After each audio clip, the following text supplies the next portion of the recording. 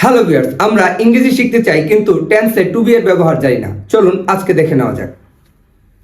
এইখানে টেন্সে প্রেজেন্ট টেন্সে আই এর সাথে অলওয়েজ, আই এম, ইউ এর সাথে you, R he or she এর ক্ষেত্রে he or she is, it এর সাথে ইট is, we are, they are.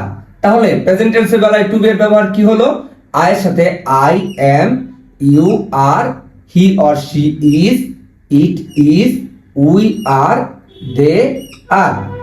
আবার যদি পাস্ট টেন্সের বেলায় দেখি আমরা, I was, you were, he or she was, it এর সাথে it was, we were, they were. তাহলে পাস্ট টেন্সের বেলায় কি হলো?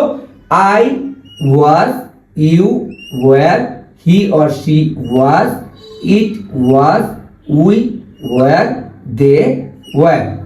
আবার একইভাবে আমরা দেখব টু বি এর ব্যবহার পারফেক্ট টেন্সের বেলায় কি?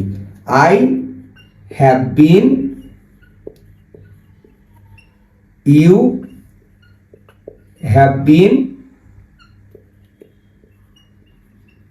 he or she has been, it has been,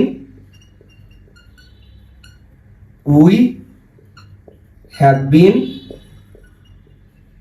and they have been.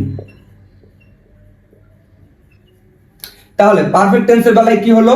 I এর সাথে I have been, you have been, he or she has been, it has been, we have been, and lastly they have been.